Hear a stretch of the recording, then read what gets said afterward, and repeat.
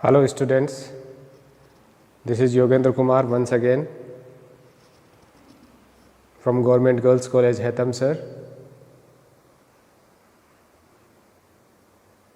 This is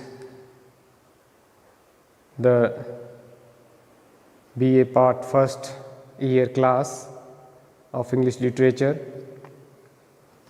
and we are going to study an essay of our syllabus that is written by Bertrand. Who was Bertrand Russell? That we saw in our previous video, and a little introduction was also discussed by us in our previous video.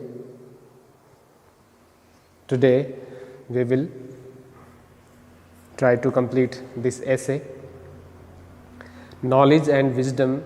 The essay was written by Bertrand Russell in 1954, and in this essay Bertrand Russell differentiates between what knowledge is and what wisdom is. Basically, knowledge is acquisition of information, data, facts by research, by study, by observation or by experience. The skill, knowing any skill is also included in knowledge. But on the other side, wisdom is the ability to know the right aspects and wrong aspects of that knowledge and how to apply that knowledge in real life. That is wisdom, he says actually. And in this essay he says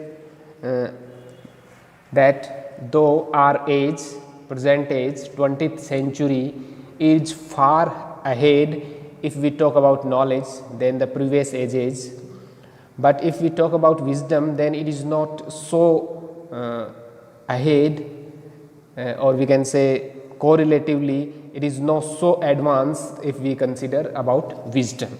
Means the present has a lot of knowledge, we have progressed a lot of in the field of knowledge, but in the same proportion we have not progressed regarding wisdom.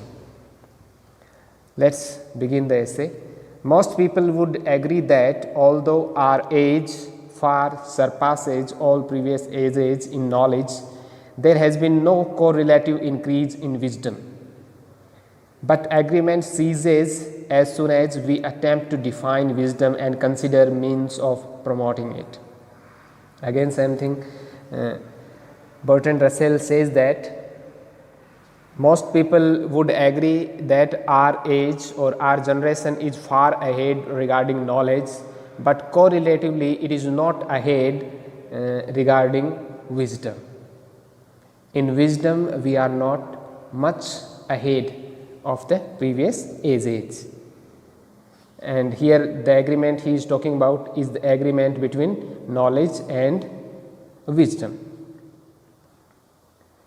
But agreement ceases as soon as we attempt to define wisdom and consider means of promoting it. I want to ask first what wisdom is and then what can be done to teach it.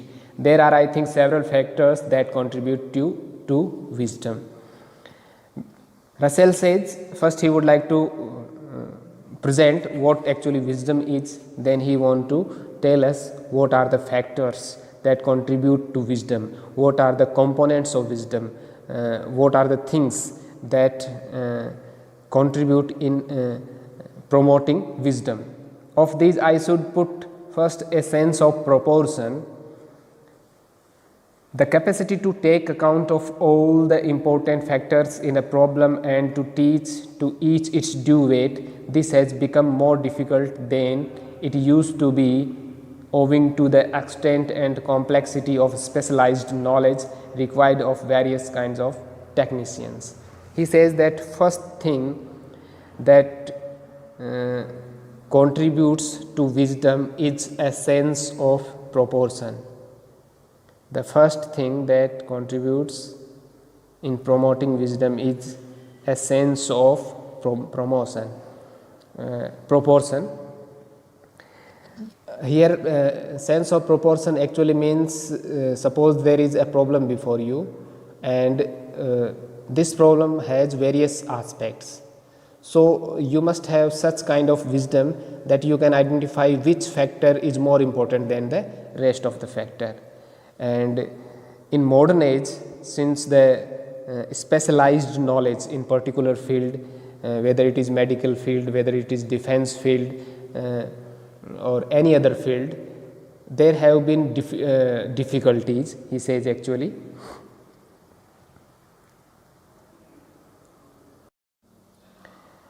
He says, suppose for example that you are engaged in research in scientific medicine, the work is difficult and is likely to absorb the whole of your intellectual energy. You have not time to consider the effect which your discoveries or inventions may have outside the field of medicine. You succeed, let's say, as modern medicine has succeeded in enormously lowering the infant death rate not only in Europe and America but also in Asia and Africa. This has the entirely unintended result of making the food supply inadequate and lowering the standard of life in most populous part of the world. Here Russell tries to explain his concept essence of proportion. He says that if there is a problem, then you must know all its aspects and their weightage, and you must give due weightage to its all aspects, which is more important and which is less important, that you have to know. So he says that suppose one person is researching in a field of medicine, allopathic medicine, and suppose he succeeded in making a medicine that reduces infant death rate. So that was one aspect, that this medicine is succeeding in reducing infant death rate. But the other aspect, if we see of this medicine, is that though it is lowering death rate, but on the other side it is creating a problem of population, the problem of population. And the second problem that is created by this medicine is that it is shortening the supply of food, especially in the countries where which are poor countries, for example Asia and Africa, in these continents. So here he wants to explain in this way, though there is positive aspect of that medicine, but there is negative aspect of that medicine also. So this is sense of proportion, means you must have that wisdom for which aspect, or you to know every aspect and their due weightage. To take an even more spectacular example, which is in everybody's mind at present time, you study the composition of the atom from a disinterested desire for knowledge and incidentally place in the hands of powerful lunatics the means of destroying the human race. In such ways, the pursuit of knowledge may become harmful unless it is combined with wisdom, and wisdom is the sense of comprehensive vision. In the sense of comprehensive vision is not necessarily present in a specialist in pursuit of knowledge. Another example that Russell present before us is that the knowledge of atoms. Suppose we have research in the field of atoms, but if we don't use it with wisdom, and suppose this technique of atom is acquired by lunatic person, then they can misuse it. They can misuse it and they can destroy all human race, whole human race or mankind. So this is the sense of proportion. Again, he want to make it here clear that knowing the research of atom is another thing, but the using of atoms or research of atom is another thing. So then this sense of proportion is most important, he says. So specialists particularly in a particular knowledge field is not we can say not with comprehensive vision. There must be comprehensive vision in any pursuit of knowledge.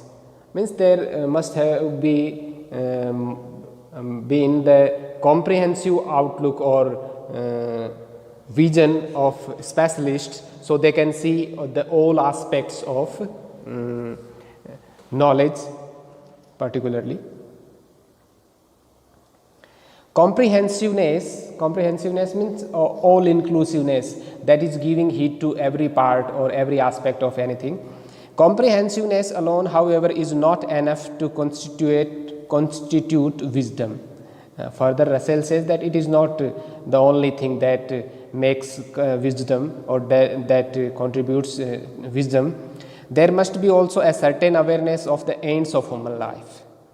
Further, Russell says that we must also have awareness about the goals of life, ends of human life. Ends of human life, he means the goals of human life. This may be illustrated by study of history. Many eminent historians have done more harm than good because they viewed facts through the distorting medium of their own passions. Hazel had a philosophy of history which did not suffer from any lack of comprehensiveness, since it started from the earliest times and continued into an indefinite future. But the chief lesson of history which he sought to inculcate was that from the year 400 AD down to his own time, Germany had been the most important nation and the standard bearer of progress in the world. Further, Hegel says that only comprehensiveness is not the only thing that constitutes or contribute to wisdom. There are other aspects also. Human passion or human feeling is also important. For example, he takes here the historians. He says that historians they have the aspect of comprehensiveness, but they lack the human passion that they must have been included in their history. For example, he takes Hegel. Actually, George Hegel. I would like to give you the introduction of who was Hegel. Let's see. Hegel was actually Wilhelm Friedrich Hegel was a German philosopher basically. He was born in 1770 and died in 1831, and he in his philosophic books established this notion or this thinking that Germans were the master class. He established this thinking that they were the master class. So this thinking that he instilled or inculcated in the Germans that led to destruction, that led to First World War, that led to Second World War basically. So this is another aspect. He says that human passion must also be included with wisdom or with comprehensiveness. Let's read further.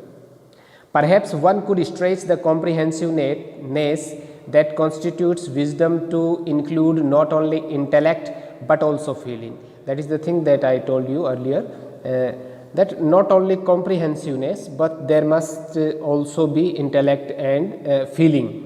Human passion must also be included. It is no it is by no means uncommon to find men whose knowledge is wide but whose feelings are narrow. Such men lack what I call wisdom. He here makes it clear that the person who lacks feelings is actually lacks wisdom. There may be, you may find many persons who have knowledge but they don't have feelings, they have narrow feelings, then they are not wise men, they are actually unwise men. Okay, this thing he want to make clear further. It is not only in public ways but in private life equally that wisdom is needed. Husserl says that we not only in public life but in private life also wisdom is needed. It is needed in the choice of ends to be pursued and in emancipation from personal prejudices. There are two ways where wisdom is needed in private life. First is to decide our life goals of life, and second is to free ourselves from personal prejudices. Even an end which it would be noble to pursue if it were attainable may be pursued unwisely if it is inherently impossible of achievement. Wisdom tells you or helps you in deciding your goal. Actually, your goal may be noble, but wisdom tells you if it is attainable or not attainable. If it is not attainable, it is not to be achieved or impossible like, then you must leave that goal. That is told by wisdom. Many men in past ages devoted their lives to search for the philosopher's stone.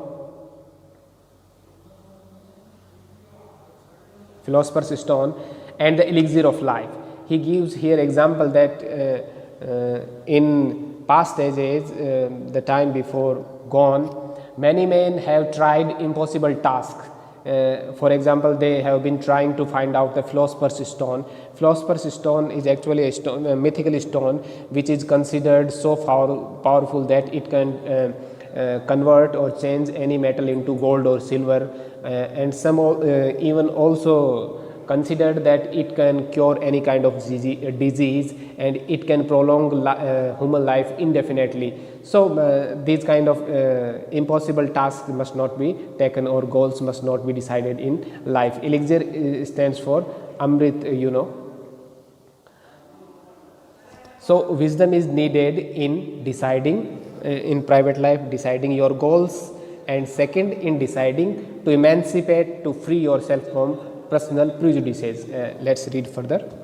No doubt if they could have found them, they would have conferred great benefits upon mankind, but as it was their lives were wasted, to descend to less heroic matters, consider the case of two men, Mr. A and Mr. B, who hate each other and through mutual hatred bring each other to destruction. Suppose you go to Mr. A and say, why do you hate Mr. B? He will no doubt give you an appalling list, appalling here stands for shocking list of Mr. B's vices, wrongdoings, particularly true, partially true and partially false. And now suppose you go to Mr. B, he will give you an exactly similar list of Mr. A's vices with an equal admixture of truth and falsehood. Suppose you now come back to Mr. A and say, you will be surprised to learn that Mr. B says the same things about you as you say about him. And you go to Mr. B and make a similar speech. The first effect, no doubt, will be to increase their mutual hatred, since each will be so horrified by others' injustice. But perhaps if you have sufficient patience and sufficient persuasiveness, you may succeed in convincing each that the other has only the normal share of human weakness and that their enmity is harmful to both. If you can do this, you will have instilled some fragment of wisdom. Here Russell presents a beautiful example, giving us in a beautiful or simple words. He says that there are suppose there are two persons, Mr. A and Mr. B. Mr. A and Mr. B, suppose they hate each other and they used to criticize each other. A usually criticize B, B usually criticize A, and they enumerate wickedness of both of them, wrongdoings of both of them. But if you convince both of them that both of you are human beings and both of you have same weakness, there are some qualities in you and there are some weakness in you, so why should you make prejudice or hate each other? You must live together, and if you have patience and if you convey your ideas to them in a better way, then you will be able to convince both of them that they are falsely hating each other. And if you succeed in your aim, in this aim, if you succeed in instilling love in the heart of both of them, then it means that you are actually succeeding in instilling or inculcating some part of wisdom or a fragment of wisdom into their hearts. Means when people stop hating each other, means they are progressing towards wisdom. Okay, let's move on. I think the essence of wisdom is emancipation. Now this is an important line. What is essence of wisdom? He says emancipation, as far as it is not fate, it is far as possible from the tyranny of here and now. What does he mean by tyranny? Tyranny means the ego that you have. He says that essence of wisdom is emancipation or freedom from personal prejudices or from the ego. We cannot help the egoism of our senses. Sight and sound and touch are bound up with own bodies and cannot be impersonal. Our emotions start similarly from ourselves. An infant feels hunger and discomfort and is unaffected except by his own physical condition. Gradually, with the years, his horizon widens, and in proportion as his thoughts and feelings become less personal and less concerned with his own physical state, he achieves growing wisdom. This is of course a matter of degree. No one can view the world with complete impartiality, and if anyone could, he would hardly be able to remain alive. This is the human aspect. Russell says that one cannot be completely free of partiality. There will always be some sign of partiality in anybody, but we must try towards impartiality. Everybody must try to emancipate himself from his ego or from his personal prejudices. He actually wants to say this. But it is possible to make a continual approach towards impartiality, on the one hand by knowing things somewhat remote in time or space, and on the other hand by giving to such things their due weight in our feelings.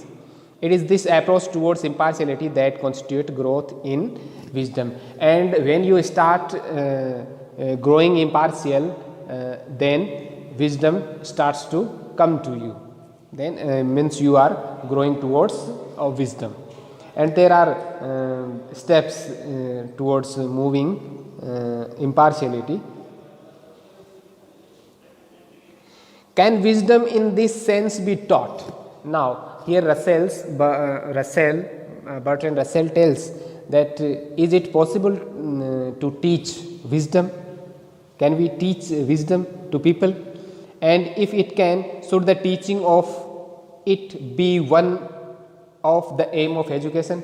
And if it can be taught, if wisdom can be taught, then should we make it a part of our syllabus, or should we make it as an aim of our education?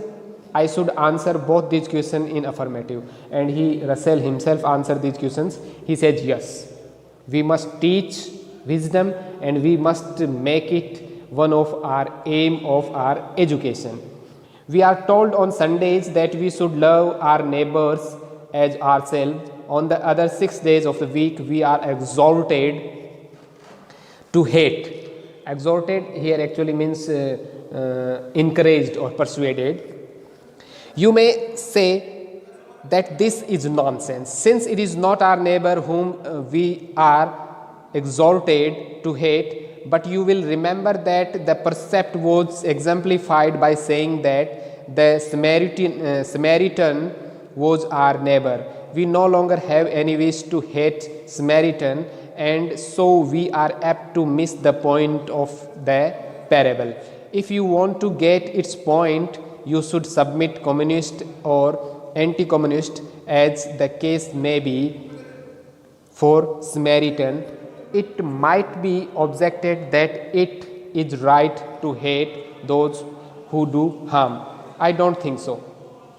If you hate them, it is only too likely that you will become equally harmful, and it is very unlikely that you will induce them to abandon their evil ways. Hatred of evil is itself a kind of bondage to evil. The way out is through understanding, not through hate. I am not advocating non-resistance, but I am saying that resistance, if it is to be effective in preventive and spread of evil, should be combined with greatest degree of understanding and the smallest degree of force that is compatible with the survival of the good things that we wish to preserve. Here Russell makes his point clear by presenting before us the parable of Samaritan. Actually this was the parable that was told by Jesus in Gospel of Luke.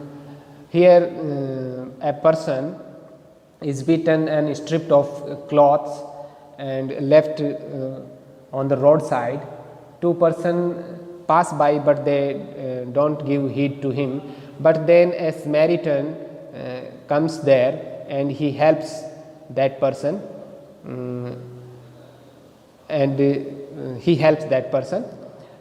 this was the story that was told by Jesus in reply or as an answer to a lawyer's question. Actually, there was a lawyer in Jesus' time who asks Jesus Christ a question when Jesus Christ says that love your neighbors. Then he asks, who is my neighbor?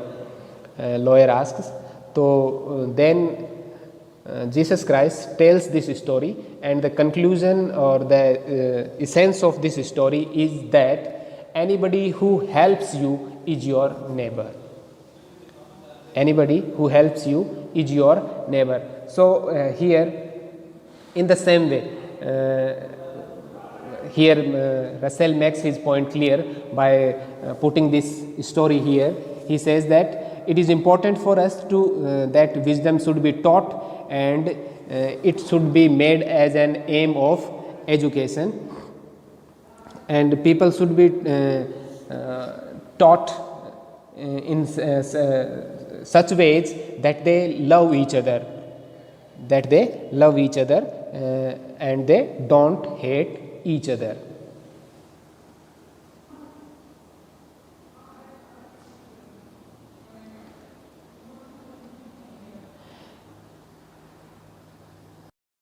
Let's move further.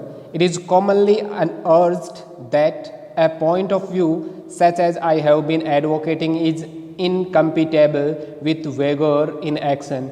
I don't think history bears out this view. Queen Elizabeth I in England and Henry IV in France lived in a world where almost everybody was fanatical, either on the Protestant or on the Catholic side.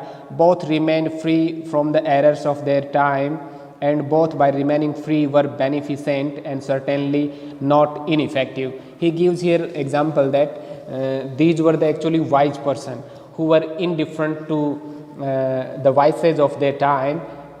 Queen Elizabeth of England, Henry IV, King of France, were two persons who were actually wise persons, who remain unaffected by fanatics, whether they were Protestant or Catholic of England that time, and they remain free from prejudices, both whether it is Protestant or Catholic, and remain free, and they conducted we can say a good reign,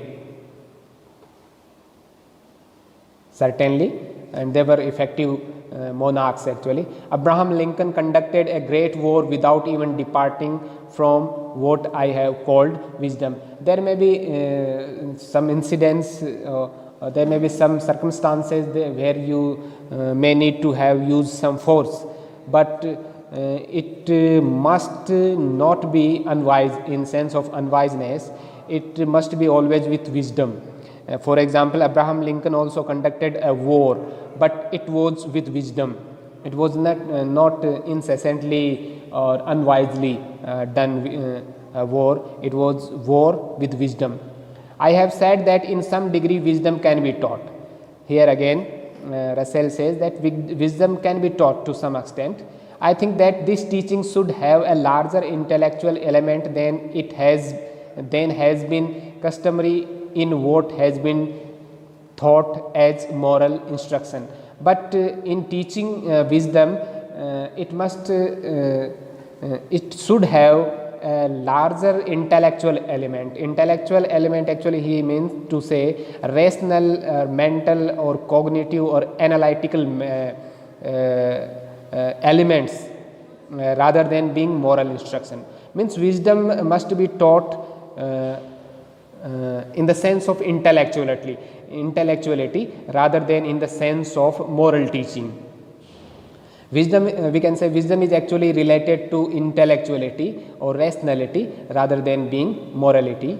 I think that the disastrous result of hatred and narrow-mindedness to those who feel them can be pointed out incidentally and in the course of giving knowledge. I don't think that knowledge and morals ought to be too much separated, though he also believed that to some extent knowledge and moral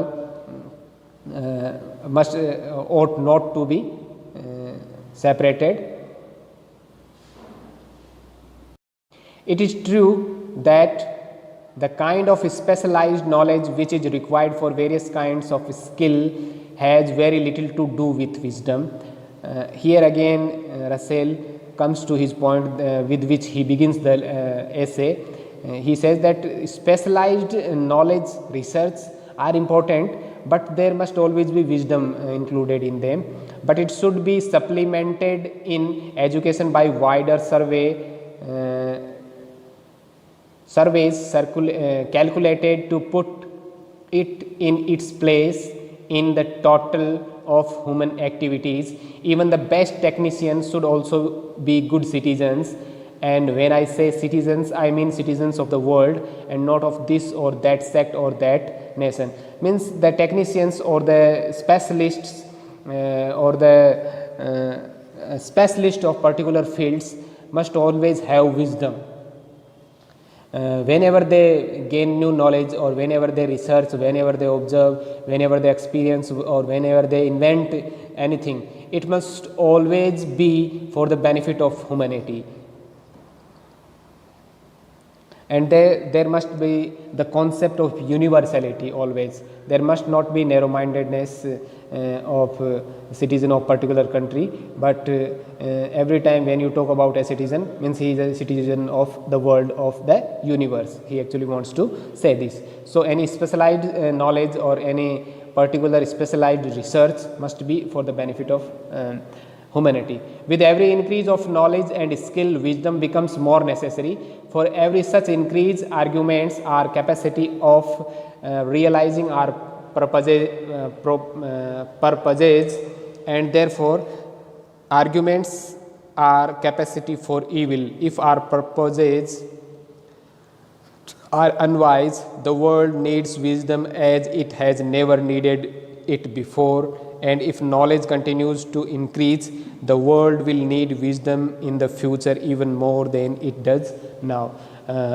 Russell ends his essay with this conclusion, that knowledge is good thing and there must always knowledge be increasing, but in the same proportion wisdom also be increasing. We must also work, or we must also do efforts in the field of wisdom. And in the future times, in the times to come, we will need more wisdom. So that was the lesson. I hope you enjoyed. If you have any kind of query, you may ask me. Thank you.